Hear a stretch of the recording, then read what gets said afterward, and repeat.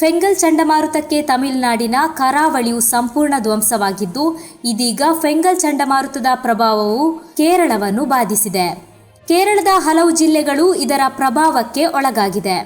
ನಿನ್ನೆ ಮಧ್ಯಾಹ್ನದಿಂದ ಕಾಸರಗೋಡು ಜಿಲ್ಲೆಯಲ್ಲಿ ಗುಡುಗು ಮಿಂಚು ಸಹಿತ ಭಾರೀ ಮಳೆಯಾಗುತ್ತಿದೆ.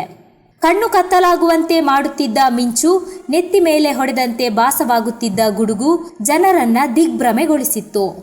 ಎಡೆಬಿಡದೆ ಸುರಿಯುತ್ತಿದ್ದ ಮಳೆಗೆ ರಾಷ್ಟ್ರೀಯ ಹೆದ್ದಾರಿಗಳಲ್ಲಿ ನದಿಯಂತೆ ನೀರು ಹರಿಯತೊಡಗಿದ್ದು, ವಾಹನ ಸವಾರರು ರಸ್ತೆ ಕ್ರಮಿಸಲು ಹರಸಾಹಸ ಪಡಬೇಕಾಯಿತು.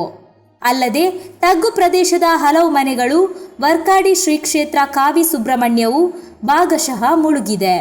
ಮಿಂಚಿನಿಂದ ಹಲವು ಕಡೆ ನಾಶ ಉಂಟಾಗಿದ್ದು, ಮರಗಳಿಗೆ ಬೆಂಕಿ ಹತ್ತಿರುವುದು ವರದಿಯಾಗಿದೆ. ಹವಾಮಾನ ಕೇಂದ್ರ ರೆಡ್ ಅಲರ್ಟ್ ಘೋಷಿಸಿರುವ ಹಿನ್ನೆಲೆಯಲ್ಲಿ ಕಾಸರಗೋಡು ಜಿಲ್ಲೆಯ ವೃತ್ತಿಪರ ಕಾಲೇಜುಗಳು ಸೇರಿದಂತೆ ಶಿಕ್ಷಣ ಸಂಸ್ಥೆಗಳಿಗೆ ಇಂದು ಜಿಲ್ಲಾಧಿಕಾರಿ ಕೆ. ಇಂಬುಶೇಖರ್ ರಜೆ ಘೋಷಿಸಿದ್ದಾರೆ.